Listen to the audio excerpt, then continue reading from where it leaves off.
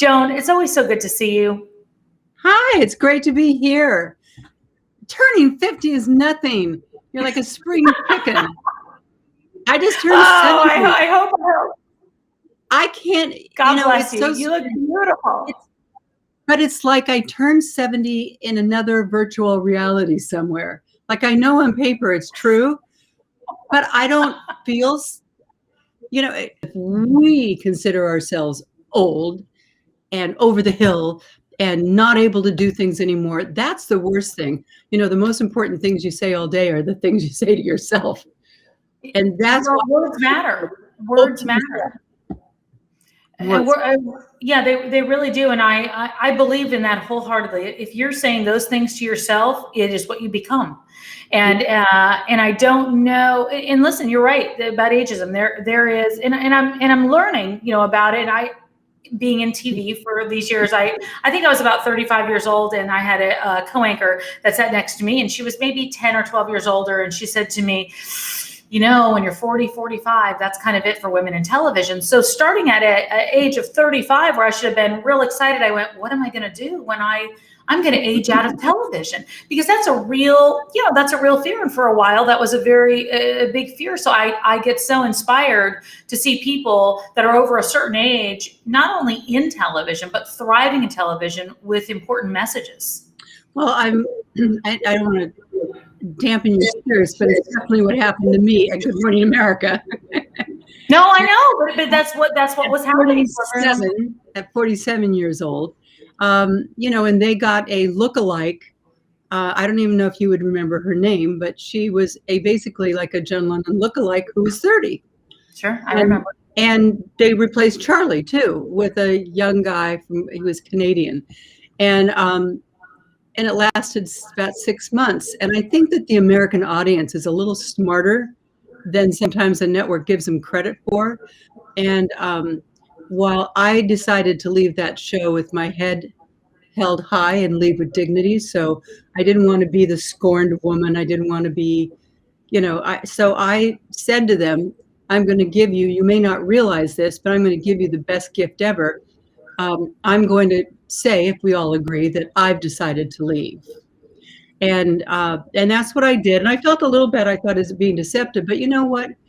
I didn't want to start a big female war at the time, because, to me, whenever you make a decision, you have to say to yourself, because if I wanted to just feel good about it, I could have been bitter and, I'm sure going to show them. But you have to think about what's your end, what's the best for you in the end. And I was going to be transitioning to other things.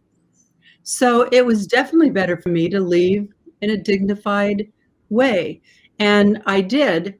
And I think the American audience, though, is a little hipper than they're given credit for, because I think when they see you replaced by someone so much younger, they say, ooh, there but for the grace of God go I. That could happen to me too. And so when I was leaving the show, I was interviewed by everyone, but this one reporter, I'll never forget his question: what could you ever do in the future that would ever equal this? Okay. It's over. You've been hammered by some reporters out there.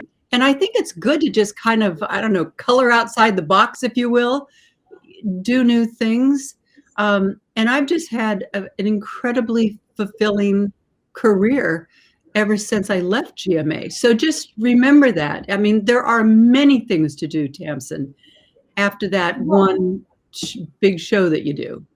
And that's the interesting part of it. And I think that's why I've become, I remember that time. I do remember it. And I have, because there are certain women, obviously, in this career and just in this world in general that you look at and you say, that's a person with class and grace and somebody I want to be like.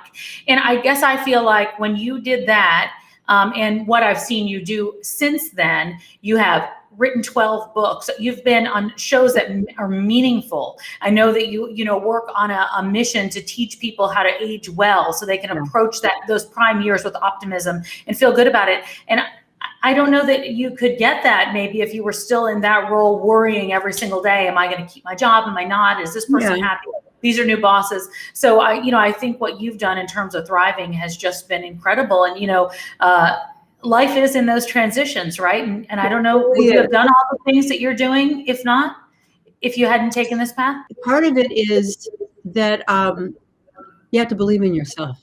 I think the big, when we talk about transitioning, these days with all of us living so much longer, I mean, there's I think there's 10,000 people turn 65 every 8 minutes or something here in this country. It's like crazy. So there's a lot of people that are coming into their 50s and 60s. And unlike my mom's generation, where everybody expected to die at 60 or 65, 70 was like unbelievably old. People live now till 90, 95. And the longer out we go, the longer people are going to be living. And so it's going to be incumbent upon all of us to decide how we're going to spend those later years. And if you start thinking of it early enough, it also means that you can start taking better care of yourself. I'll never forget George Burns, who was always such a character and such a flirt. And he was on the show. He must have been, I don't know, it's mid-90s. And he said, hey, if I had known I was going to live this long, I would have taken better care of myself. And it's so true. So, I mean, that was one of the reasons, that's really the reason that I'm out there talking so much about, especially to women, because we need to understand what happens to us as we grow older, because we're different than men. We have estrogen. And when that estrogen starts plummeting, all these different things happen to you. And when they start to happen to you, let's just call it as it is. When you start having the hot flashes, start remembering things, can't remember where you parked your car, you walk out of Bloomingdale's and you're like, oh my God, I don't know where I put it. And your waistline starts expanding a little, and these different things start happening. My whole mission in life is to help women understand their bodies a little bit better, understand that these things are going to happen, that there are fixes, and that it's not just happening to us. It's happening to every single woman out there. So these shouldn't be taboo subjects. It's good for us when these things are taboo subjects. We need to talk about them. Oh, I couldn't agree with you more. And I think that oftentimes we don't talk about them until we get right up on it, right? Yeah. We get right up on it, and we're whatever age. I went oh my God stage. oh my God, like now what? And so I'm throwing my sheets off, and I'm sweating all the time. And I went through it, and I said, I was like, I think I have a fever. I remember sitting in the makeup chair, and my makeup artist is like, you're on fire. And I go, yeah, I must have I think it's a sinus infection. Well, I was in menopause. Like I started in early menopause. I was in I was at perimenopause, and I went in early. And so my peers weren't really going through that. So I'm like, I'm just sick all the time. I don't know what's wrong. But, I realized that it's a real thing. And it's funny, the first few times I joked about it a little bit in the studio, and I go, guys, I'm having a hot flash. Can we lower the temperature in here? And people went, oh. Now, if I had said something, at a different age of, feeling hot or not feeling well, but when you say menopause or hot flash, people, it's kind of a weird, uncomfortable subject for a lot of, it's not the everyday conversation. That's for sure. You get to the point where you're always saying, like, I relate a story in the book about one day I was getting dressed, and I put this little sundress on. I was leaving to go to the Social Security office. You go in, and there's like this whole room of people. They're all sitting there. And there's the lady behind the little thing. And I went up and I said, I'm here to sign up for Social Security. She said, sign your name right there, and I'll call your name. It's like, you're going to call my name? In front of all these people? So I stood right by the window. And like in about 8 minutes or so, I saw that she had gotten to that one. So right as she was about to call my age, I said, hi, I'm right here. I'm right here. And when I got up, then you go and you sit down with this guy, and he looked at me and he said, I know. I said, it's the deer in the headlights look. It's everybody who comes here has it. You all think, my God, I couldn't be at the stage. I said, you're so right, buddy. You're so right. I'm sure the books they could probably write. I want to address some of the things in your book, because I think that aging well, and I know that you're doing a show at PBS too. Is that correct? Yes, Second Opinion with Joan Lunden. Okay. January 30th is the premiere date. Okay, great. And so it's all, about healthcare, because that's kind of what I'm all about. Right. And I let's talk about that with aging. What do you think the biggest thing that women and men, but women in particular, overlook? And so they're moving into this area, and they've got these 20, 30 years that they've really got to take care of themselves. We don't, it's not so easy to exercise like we exercised when we were 20 years old. Yeah. We can't eat, I've realized now that it's not okay when I get home late at night to eat a slice of pizza.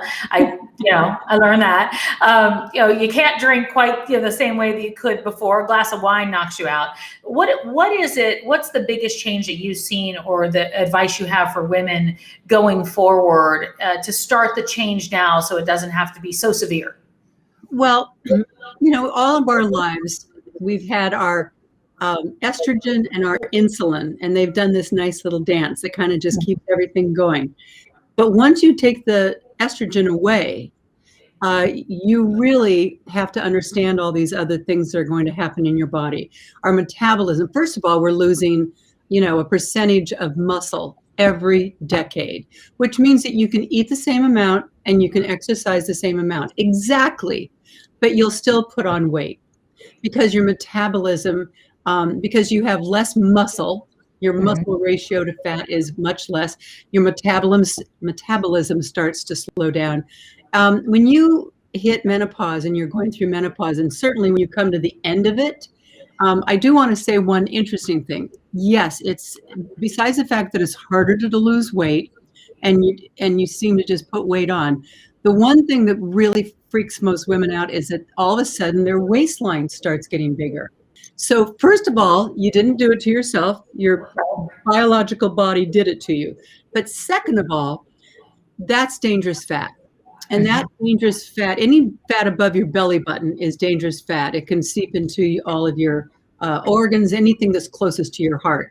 So one of the most important things that we all need to know as women is, what is our waist circumference?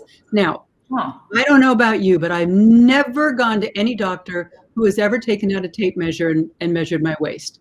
No, I never heard of that. And every woman I ask the question of, you never hear a woman say she had her waist measured. Maybe if you went to, a dress designer to get your wedding dress, they did it, but doctors don't do it. Well, it's really something that's wrong with the health industry, because probably our waist circumference is the best predictor of not just obesity, but type 2 diabetes, cardiovascular disease. So you want to go and find that, that tape measure, put it around your waist. And a woman's waist is really not supposed to be above 35 inches, a man's 40 inches. And if it is, you need to do something about it. And if you lose 10 pounds, 8 to 10 pounds, you can take a good inch off your waist. See, and I don't think we hear that ever. Why? We should. You're exactly right. We should. That's not what we hear. We go in and when you go into a doctor like that, you get measured, and you get your height and you get your weight done the same way you did when you were 2 years old. So it just, that's pretty fascinating. And it's so important. I'm so glad you're talking about this stuff, because I feel like it was a taboo subject for a very long time. Women didn't want to admit that there was any kind of change in them, because you're right. It does make you feel, you go down that path. I mean, these are things that are embarrassing, leaky bladder. It's embarrassing. But you know what? It happens to almost every woman, certainly if you've had children, but just gravity. And discomfort in sex. I mean, it happens because the lining of the vagina thins, just like the lining, just like your skin thins in your face. It's the same thing. But there are fixes for these things, and to just suffer alone and not do anything about it is really not necessary. I also think it's so important for women to have a different type of doctor once they get a little bit older too. Like, I was going into the same gynecologist all the time, starting from when I was 25, 26 years old until most recently. And then I found a doctor that really focuses on women's health over a certain age. And so when I go into the waiting room, I'm like, okay, I'm the youngest now in here, before everyone was in there pregnant, and now, I was the oldest, but I do think there's a difference, because there's a different focus and concentration on hormones, and it's a real conversation. If you have not picked up a copy of, well, you've got 12 books, by the way, but I really love all back here.